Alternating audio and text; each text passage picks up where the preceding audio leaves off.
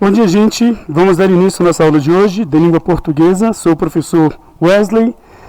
Hoje, dia 13 de 11 de 2020, vamos dar início, então, à nossa aula no 9º ano sobre concordância verbal, certo? Bom, nós já vimos aqui, a nossa aluna Lorelaine, o conteúdo, concordância verbal no livro, certo? Já vimos toda a conceituação, por exemplo, os casos de concordância verbal com sujeito simples e com sujeito composto, além de alguns casos especiais. Hoje nós vamos resolver o praticando do livro, certo? E depois nós vamos fazer o para fazer em casa. Beleza? Eu vou colocar aqui as respostas no quadro para a gente analisar totalmente todas as questões envolvidas, né, neste exercício. Mas vamos lá, temos aqui praticando. Leia o título e o trecho de uma reportagem. E está aqui o título. Mais da metade das crianças brasileiras está no Facebook, diz pesquisa. E agora vem a reportagem. Pesquisa divulgada hoje pela empresa de segurança AVG mostra que 54% das crianças brasileiras entre 6 e 9 anos acessam o Facebook, contrariando a recomendação da rede social de que é preciso ter ao menos 13 para abrir uma conta, certo? Bom, agora nós vamos então à pergunta na letra A, que diz o seguinte: em sua opinião, a quais riscos uma criança que acessa o Facebook está exposta? Você concorda com a idade mínima de 13 anos para acessar a rede social? Bom, gente, é uma resposta pessoal, certo? Mas nós sabemos muito bem que uma pessoa, né, um pré-adolescente de 13 anos ainda não está, né, pronto para acessar a rede social, porque muitas vezes os próprios adultos não sabem o perigo das redes sociais. Não sei se você já ouviu falar, por exemplo, sobre a Deepfake News. Hoje, né, existe a tecnologia de que, por exemplo, o computador ele consegue captar todas as suas microexpressões faciais durante pouco tempo, alguns segundos ou no máximo um minuto, e dali ele consegue reproduzir qualquer tipo de expressão facial sua para colocar qualquer palavra na tua boca. E também, logicamente, ele consegue reproduzir o exato tom da tua voz. Então, se, por exemplo, eu filmo você, e então eu pego depois e quero colocar que você disse uma frase que vai prejudicar a tua imagem.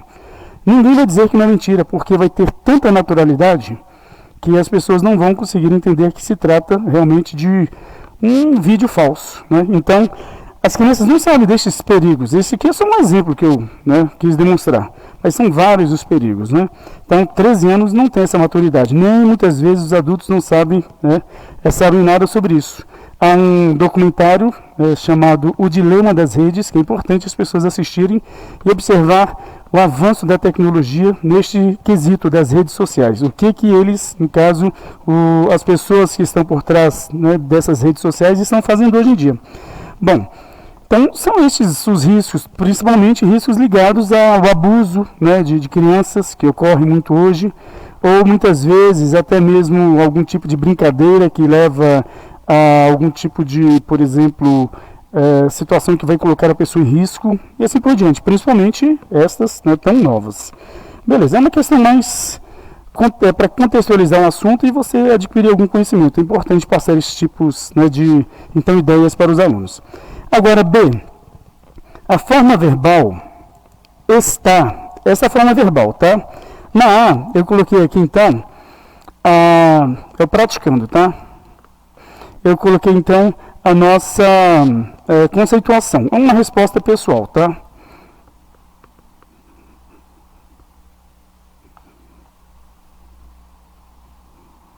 Há vários riscos, beleza? A B. Bom, a forma verbal está. Esta forma verbal.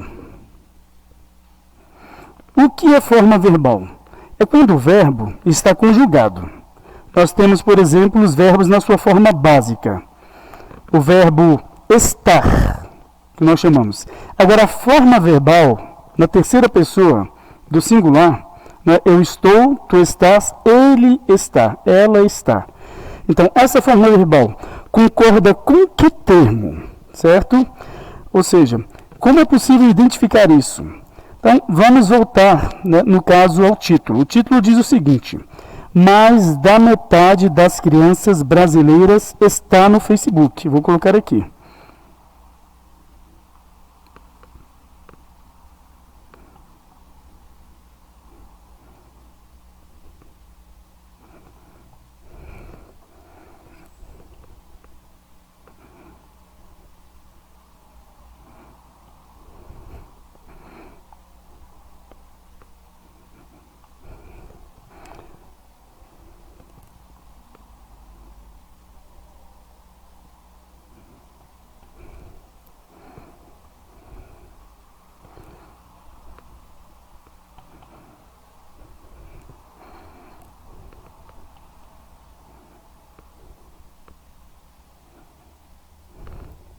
Então está aqui. Mais da metade das crianças brasileiras está no Facebook. Beleza, então, a forma verbal aqui então está. Mais da metade das crianças brasileiras está. Opa. Então, ela concorda com que termo aqui, nesta frase? Bom, é o seguinte, ela concorda logicamente com mais da metade. E este mais da metade está no singular, certo? Então, é por isso que essa forma verbal, ela também está no singular, na terceira pessoa. Então, ela concorda com mais da metade e nós podemos identificar isso porque, para ser concordância, observe, você tem de ter o verbo e a palavra com a qual ele concorda na mesma pessoa e no mesmo número. Então, está na terceira pessoa do singular. E este mais da metade? É ela, mais da metade. Tá? Terceira pessoa do singular. Opa, há concordância. Então, um aqui concorda com outra. Né? Com a outra, então, aqui no caso, com o núcleo do sujeito. Qual é a questão aqui? A situação mais importante na concordância verbal é você identificar a quem o verbo se refere. E por que se torna um problema? Porque o estudo da concordância verbal se torna muitas vezes um problema para as pessoas entenderem. É o seguinte, porque muitas vezes pode haver uma contaminação de palavras que estão próximas a, então, palavra que realmente concorda com o verbo. Você pode confundir com das crianças brasileiras. Você pode dizer assim muitas vezes, mais da metade das crianças brasileiras estão no Facebook. Ficaria feio? Não. Né? Mas não está correto pela gramática prescritiva. Oi? Você não acharia estranho aqui? Estão, né? Acho que ninguém acharia estranho você dizer estão. Certo? Por quê? Porque em si a língua, a gramática prescritiva, o que é isso? São essas regras que dizem o que é certo ou errado na língua formal. Não confunda as coisas. Na língua formal, na língua culta. Então, essas regras, elas têm uma, vamos dizer assim, ideia fixa do que então deve acontecer na concordância e em vários outros conteúdos. Mas o que nós temos de levar em conta?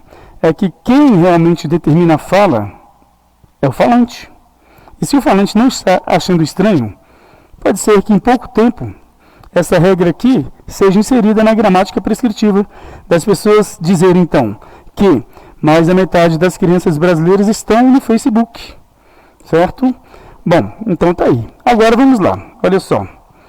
Essa forma verbal poderia ter concordado com outro termo da oração? Explique. Agora nós vamos ver uma outra situação. E aí você vai ver que eu dei uma enganada em você. Como assim? Esta é a regra prescritiva, mais da metade. Só que a regra que os falantes impuseram com o tempo, depois foi aceita pela, no caso, gramática prescritiva. Por quê? Porque é a pergunta próxima aqui do livro. Essa forma verbal poderia ter concordado com outro termo da oração? Explique. Olha só. Sim, porque poderia ter concordado com das crianças brasileiras. E isso aqui, com o tempo, ocorreu porque justamente o falante começou a falar estão. Certo? Mas o correto de uma forma realmente prescritiva, ou seja, regra gramatical, é concordar com mais da metade. Só que hoje pode concordar com, no caso das crianças brasileiras. Qual é a diferença aí?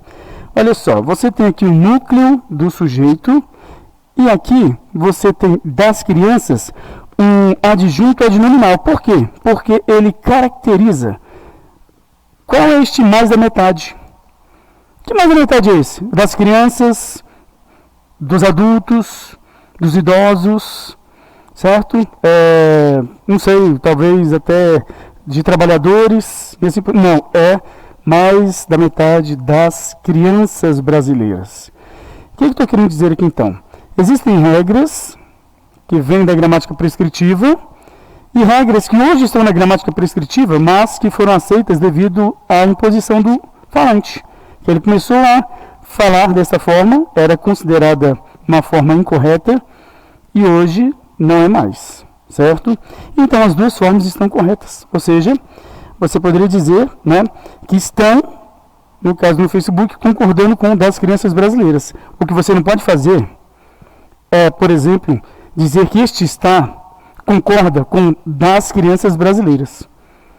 E você não pode dizer que, se fosse estão, que concordaria com mais da metade. Aí isso você não pode dizer, porque senão vai ser um erro e vai incorrer, né, por exemplo, problema, né, de você perder nota, ou na prova, no trabalho, ou mesmo na própria escrita formal. Beleza, não perder ponto na escrita formal, mas dependendo se for o trabalho, ou seja, você realmente está trabalhando e precisa escrever na forma prescritiva, então você teria um problema, não é? D. Se a concordância fosse feita com outro termo, a forma verbal teria que mudar em pessoa e número? Explique essa afirmação. Bom, é justamente isso que eu estou falando. Olha só, nós temos aqui estão. Estaria concordando com o adjunto adnominal das crianças brasileiras. Então, você não mais concordaria com mais da metade. Aqui está na terceira pessoa do plural, concordando com das crianças, você tem que levar em consideração o núcleo no caso, adjunto adnominal, que é crianças.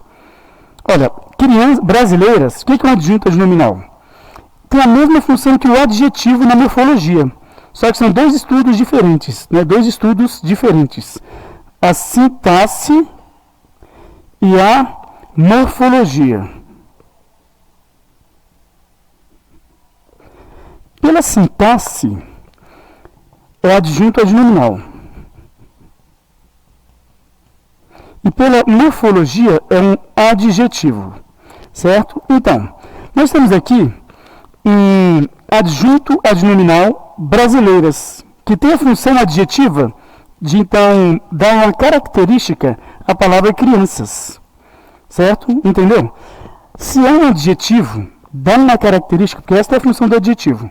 Na morfologia, na sintaxe, você só vai dar outro nome, que é adjunto adnominal. Só isso, é simples. Então, este brasileiras é uma adjunto adnominal crianças, de crianças. E crianças é o núcleo do adjunto adnominal todinho aqui das crianças, tá? Que, no caso, modifica mais da metade. Mais da metade do quê? Das crianças, não dos adultos, não dos trabalhadores. Então, todo este das crianças brasileiras é um adjunto adnominal para mais da metade. E brasileiras é adjunto adnominal para das crianças. E crianças é o núcleo do adjunto adnominal que modifica mais da metade. É confuso, mas no final das contas ainda é simples. Certo? Então, o que nós estamos aqui observando? Que na concordância, você tem que observar quem concorda com quem. E você tem que observar se a concordância se deu de forma correta. Como assim? Em pessoa e em número. Está na terceira pessoa do plural. Concorda com quem? Não pode ser com metade ou mais da metade, no caso no geral, que está na terceira pessoa do singular. Não tem concordância. Então está concordando com quem? Com o núcleo do adjunto adnominal, crianças. Então, crianças aqui, ó, são elas. terceira pessoa do plural. Agora a concordância foi feita. O que eu estou dizendo?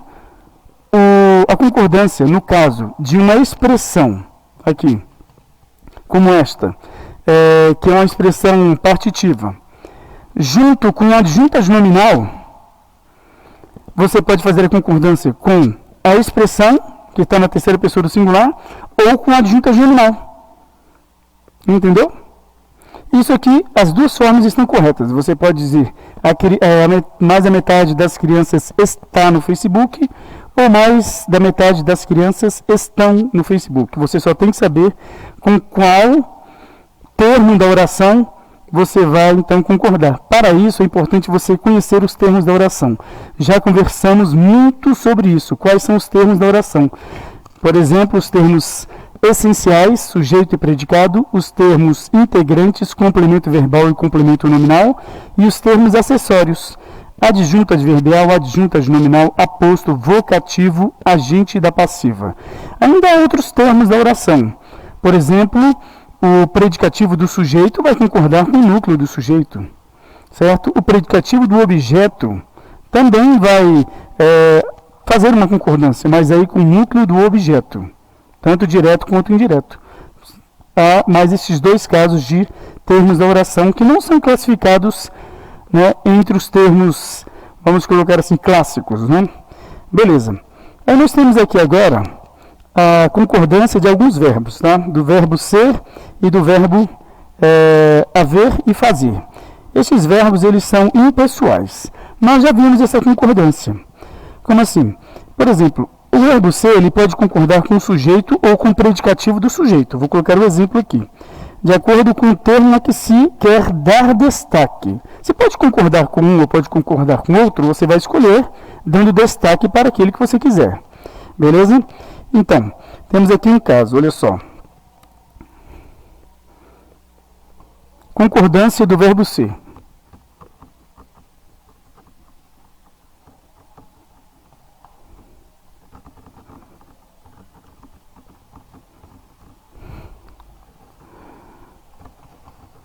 H é um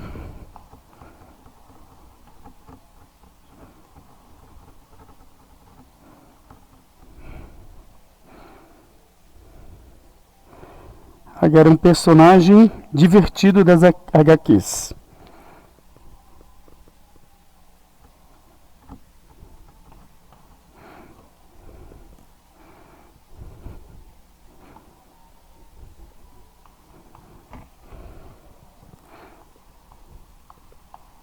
Beleza, vamos lá.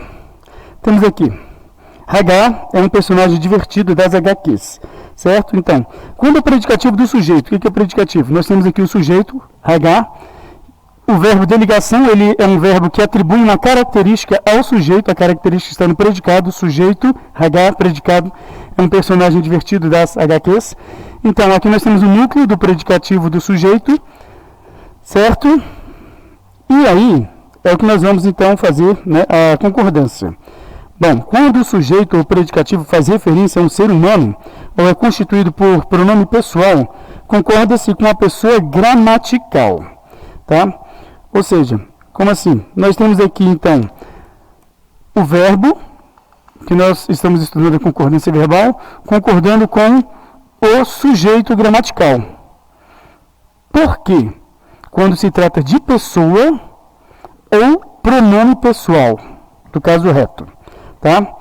Agora, se por exemplo o verbo ele indicar data, hora, distância, né, ele vai ser impessoal, ou seja, ele não apresenta sujeito, então ele sempre vai ficar, no caso, concordando com o numeral.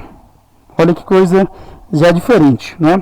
Então, vamos ver, olha só, são 20 horas.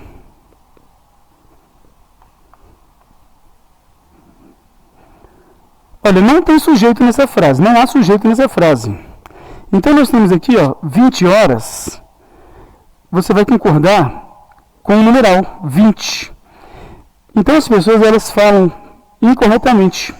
Elas falam, são, no caso, Olha só, é 20 horas. Quantas horas são agora? É 7 horas. Não, são 7 horas. Você vai dizer que é somente quando for 1 hora. Aí sim, tá? Ou seja, a concordância se dá com o numeral, beleza? Nós vamos ficar por aqui na nossa aula e vamos dar início à nossa aula na próxima aula, né? No caso, nossa próxima aula, a partir deste, então, conteúdo aqui, ou seja, a concordância do verbo ser, né? Do verbo com o predicativo do sujeito também, tá bom? Então, beleza, gente? Tchau, tchau.